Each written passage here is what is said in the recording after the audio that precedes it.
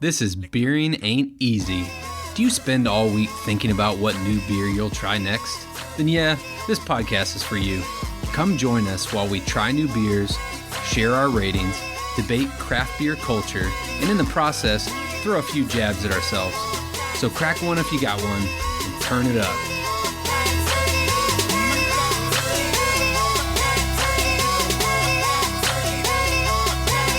Welcome to Beering Ain't Easy with Adam and Drew, episode 18. Thanksgiving's in the books. Yes, it is. What a glorious holiday. Anything that's centered around food is not a bad holiday. Aren't pretty much all holidays centered around food? I usually make it that way, and alcohol. Yeah. Those go hand in hand. Yeah. So, Drew, what are we going to talk about today? Okay. So this is one, I mean, for those of y'all, God bless you that have been listening to us since episode 1. But bless your heart. We've been talking about our favorite brewery in all of the Houston area. Let's take a moment of silence before we say their name. Is that good? Proceed. Spindletap Brewery.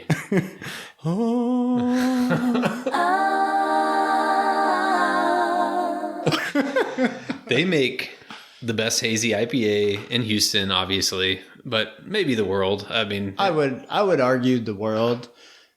And not only do they make the best hazy, but it's like, we've gone on this a couple of times where we talked about the different types of hazies. So they specialize in the juice bomb, super thick, heavy hazy. So what you'll find is Adam and I have like a huge man crush on Spindletap Brewery. And because of that, we're dedicating a whole episode to Spindletap. Well, what we're doing is we're trying to get them to reciprocate and have a man crush on us back. You're asking a lot here. So what we did is we actually went to the Spindletap 5-year anniversary party live at the brewery. And today, not only are we going to talk about Spindletap, but we're going to give you our first ever live footage from an event. You may be slightly disappointed and you may judge us, but we don't care. What Adam means by that is when we went back and checked the tapes on what we recorded out at Spindletap, we kind of sound like schoolgirls. I mean, we were like giddy, excited.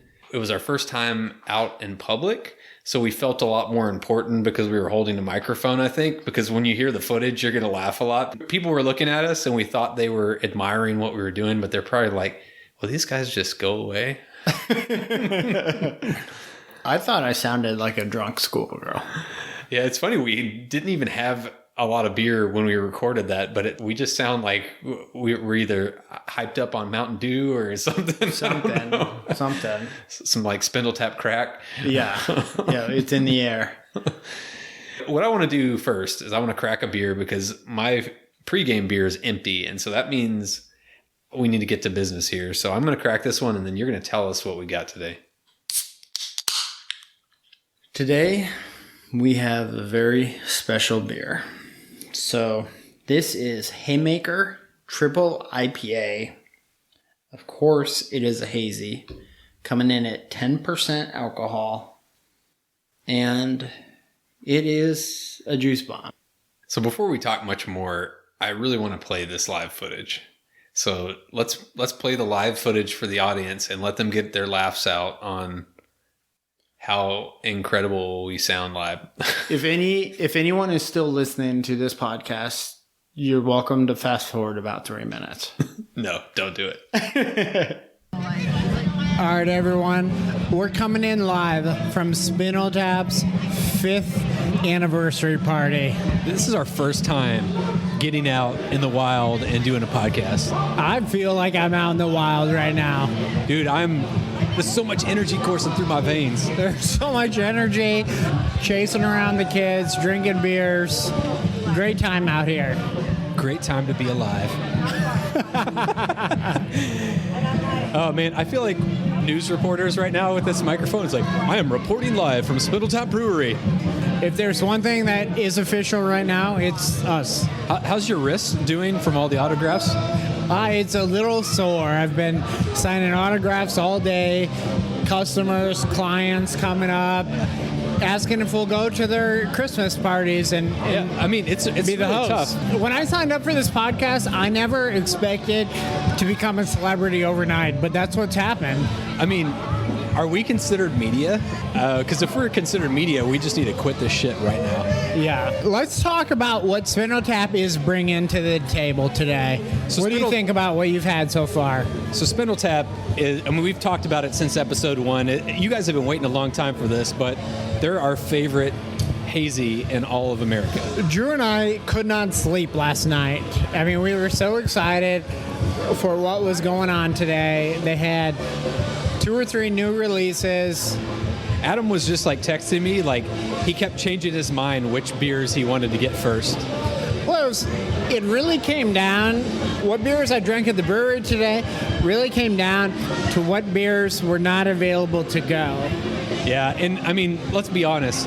If you get Spindle Tap from the source, 10 times better than the can. Oh, it is fantastic, but also fantastic from the can. Yeah, that's true.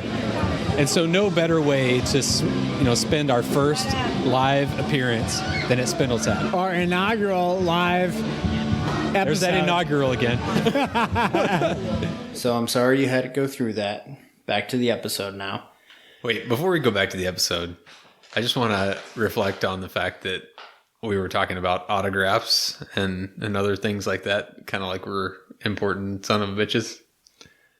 I will leave some ambiguity there. I'm not going to tell the audience all the details of what did or did not go down. Okay, Drew, what was your takeaways from the 5th anniversary party? Because I got one. Okay. I had a great time. They had this 80s band. They were playing some jams that were keeping me interested. They had a lot of food out there, a lot of markets set up, and kids had a lot of stuff to do, so they were pretty entertained. So I thought it was a pretty solid event. What was your takeaway? Well, there was an interaction that Drew and I had at the beer sales display early on in the event. So there was a couple of beers that we really wanted to try, and basically the reason we went there is the Haymaker, which we're drinking right now. But then there was the Stratospheric Cloud, another hazy IPA. And so I'd seen it had pretty good reviews, so I was pretty pumped to try it. So one thing leads to another. We're at the bar getting our beer, and I asked the bartender for that beer, and he's like, "Hey, we're out." And so I'm like, okay, whatever. Didn't really think anything at the time. And so I got another beer. And so then I walk to the beer sales area, and I'm like, Drew, I think we need to get this Stratosphere Cloud now. In a 4-pack? In a 4-pack. And I'll let you tell the audience what your response was. I was like, oh, there's no way they'll sell out of that before the end of the night. We'll come back and get it on the way out. That's what I said. And only by the grace of God did we get it before we left. So they sold out of that 4-pack. They sold out of that bitch, and I did not. I was thrown off, man. I was like, if you're at a 5th anniversary party, how do you sell out of your shit? Like, I feel like if you're going to sell something, you have enough to where you don't sell out. But it's not like it was like a feature beer for the party. It was just like, it was a prior release. But they should have known what I wanted. Well, after they listen to this podcast and they become super fans of this podcast Dream on. And you, then I can talk. Then you can talk. Yeah. Okay, so back to the story. So it's getting near the end. I'm like, all right, we got to go get the Stratospheric Cloud. And I go up there, and they're sold out. And I'm like, Drew, they're sold out. And he doesn't even fucking believe me. I walked over to the display, and then I realized they had subbed it out with some other substitute. But luckily, when I went back to that bar, I noticed that they had some displays that were not cold, right? They had one. They had one display of all the beers. They had one 4-pack of each beer. And I went up there and I got on my knees and I was like, can I please buy the display beer? Dear baby Jesus, Yeah. please let 6 me pound, 8 ounce baby Jesus. And she's like, yeah, okay. And she sold it to us. And She looked at us like, that's such a fucking desperate request. Like, I saw her face and yeah, she saw just the grief that you yeah, had. yeah. She was like, I really, no one's ever asked me that. But I'm so glad we got that 4-pack though, because when we brought it back and cracked it the next day, that was one of my favorite Spindletap hazies that I've had so far. It really was. And so I'm happy That it worked out. So speaking of chasing the kids around, I have this thing where on my kids' birthdays every year I do like a one-on-one activity with them, kind of trying to like make a memory. So like last year on my son's birthday, I took him to A brewery. I wish. A baseball game. It was just like him and I. It was something like Yeah. he is like super cool to him. So today, because of COVID, 6 months later, we didn't get to do it on his birthday, but normally like I'll take the day off and we do it on the kids' birthdays. But his birthday was in May, like right in the heat of COVID.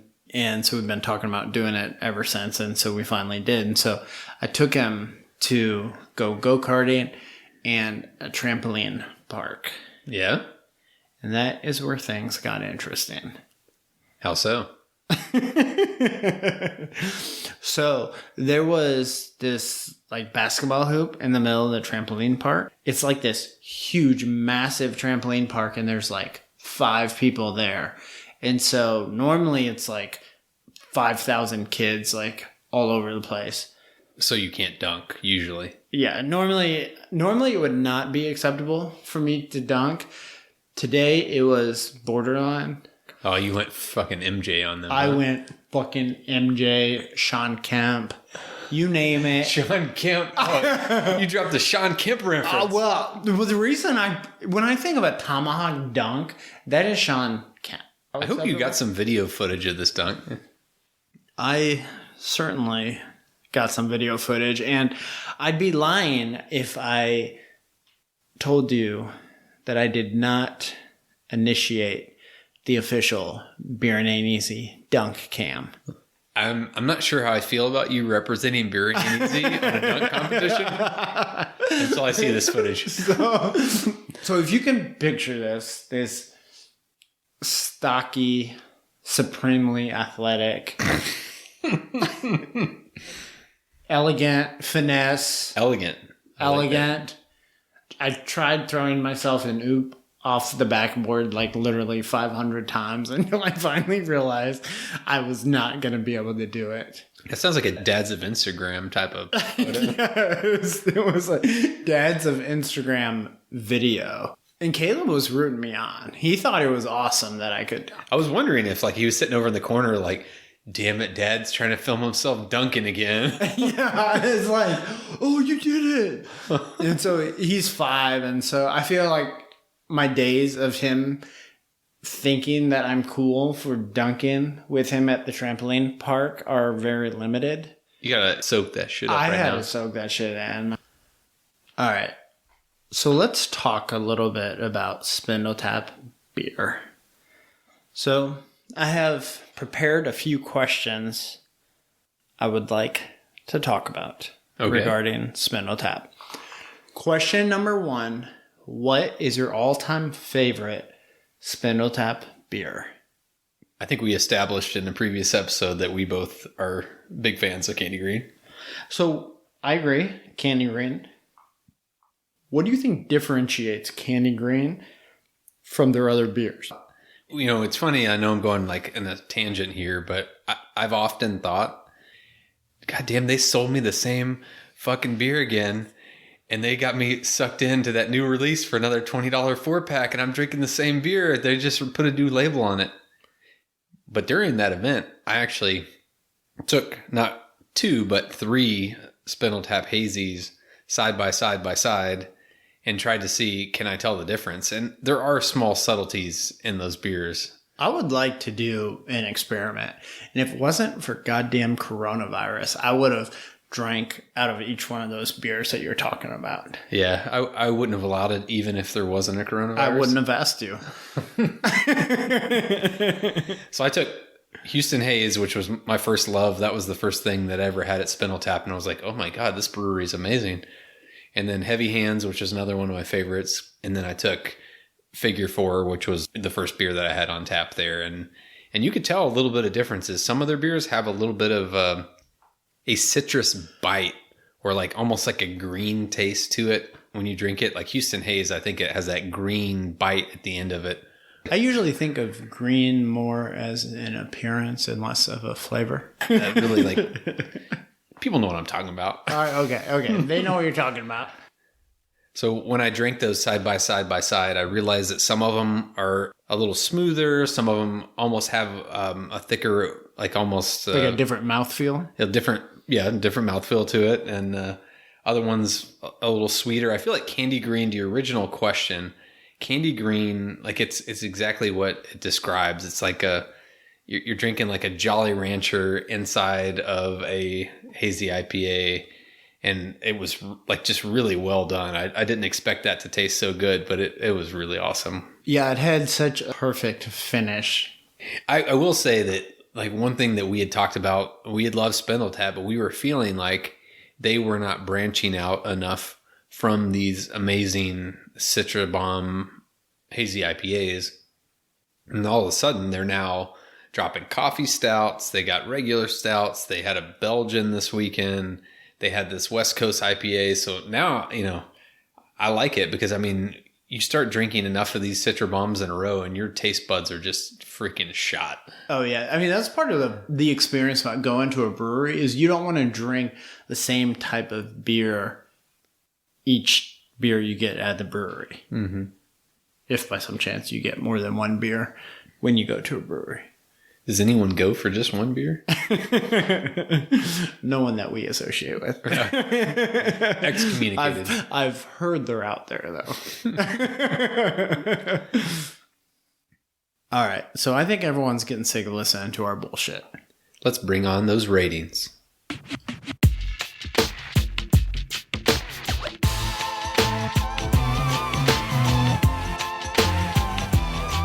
So if y'all remember, we are drinking the anniversary special, which is Haymaker Triple IPA by Spindle Tap, obviously.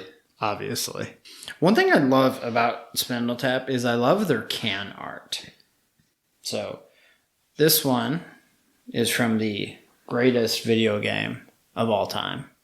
What is this? Mike Tyson? Yeah. Knockout. Punch. Is it Knockout or Punch Out? Punch Out. It's like a straight up graphic from the video game. What's great about this beer is I just poured it into my commemorative Spindle Tap 5-year anniversary glass that I got and Adam did not get this weekend. Son of a bitch. How dare you bring this up? Adam's been like so envious of my glass because they pre-sold some tickets that involved a free glassware and we kind of waited a little too long. Drew was in charge of getting the tickets. I thought you were procurement. I delegated. Just like most of your podcast duties. So we were just talking about the measuring stick for a hazy IPA is how does it compare to Houston Haze? Man, that's a tough one right there because like this Haymaker, it's a triple IPA. It's more ABV than a typical Spindle Tap, but you wouldn't know it because it's a super smooth triple IPA. But I'm, as we've been drinking it, I'm definitely feeling the 10% as we're going. And I think compared to Houston Haze, it's got a little bit less bite at the end or hot burn. And I think it's got a little bit more sweetness. I agree. If you look at it, it looks like pretty much a glass of orange juice. That's like your favorite thing to say about hazies. It has a delightful smell to it. A Citra Bomb smell. Like I feel like when you smell a Spindle Tap hazy, there's not a lot of differentiation on the smell. As soon as I crack open a Spindle Tap, or as soon as I walk into the brewery, I'm like, that's a Spindle Tap beer. Yeah, it's got a certain taste, a certain smell, a certain look. They have branded themselves quite well. A certain mouthfeel. I've moved on past mouthfeel. That's what she said. I was talking to somebody on Instagram after our Instagram About episode. mouthfeel? Yeah, exactly. And we were going back and forth, and he's like, yeah, I listened to that episode, thought it was funny. And he's like, I don't know that I can think of the word mouthfeel the same ever again. And I was like, yeah, I know, right? I would have said mission accomplished. That would have been my... Sorry, everyone. We ruined that word for you. Yeah. No. All right. So we've talked about the beer, but we really haven't talked about the beer. Do you want to give it an Untapped rating? Not yet. I have one more comment. Okay. I've had many 10% triple IPAs. This is much more crushable than your typical 10% triple IPA. Yeah, I agree.